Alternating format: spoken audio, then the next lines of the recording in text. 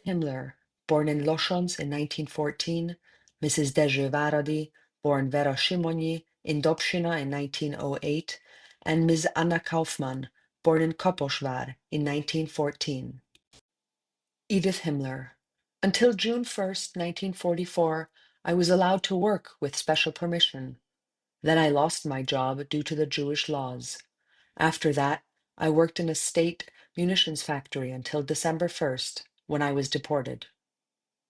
Vera Váradi. My husband had been a forced laborer in Russia for 3 years. My father had been interned in Germany for a year, and my brother and I were deported together on December 1st. Our 75-hectare family estate was confiscated in the spring of 1943 as part of the expropriation of Jewish property. I also worked in the state's munitions factory. Anna Kaufmann. As a seamstress, I wasn't directly affected by the Jewish laws and was able to continue working until the end. On October 23rd, 1944, I was ordered to report to the Kishok sports field, but I managed to flee. I hid in Budapest. When I went home one last time before deportation, I was arrested. I had a Swiss protection pass and believed I was safe. That's why I returned to collect my belongings. The whole building was cleared, and I was taken to Katona József Street, then to the Óbuda Brickyard. From there we marched on to Hegyeshalom. On December 1st, we were loaded onto wagons. We received no food during the journey. Edith Himmler continues. The factory was under the protection of the International Red Cross. We felt safe there. When it was officially declared a war production facility, we were deported to Germany.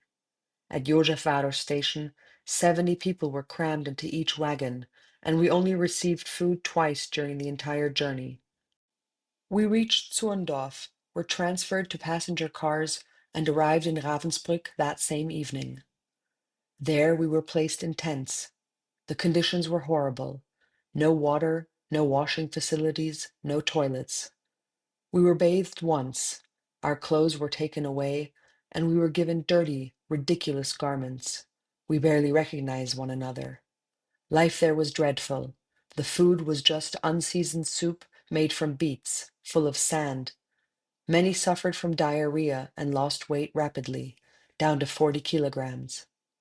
After a day and a half of hard labor in the freezing cold, we hid to avoid further work. Many died.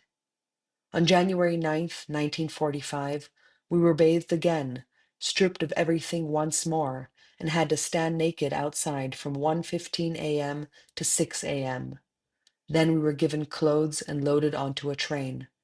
After 4 days of travel, we arrived in Pénik. For the journey, we were given only half a kilogram of bread and 10 decagrams of margarine. No water. We ate snow. In Pénik, we received one bowl of soup, and the next day we were brought to a camp 3.5 kilometers away. We lived in unfinished barracks. The following day, we began working under SS supervision at the Junkers aircraft factory. We were beaten, slapped, and flogged. We worked 12-hour shifts daily, both day and night shifts. The food was tasty, but much too little. We were constantly hungry. Due to the hard physical labor, we were completely exhausted. Many died because there was no help available. On April 13th, the camp was evacuated. All 3 of us escaped. We slept in cemeteries and hid on farms. On April 15, we were liberated by the Americans in Röhrsdorf. We stayed there for another week before the Americans transported us by truck to the Gera-Linz camp. After liberation, our living conditions were excellent.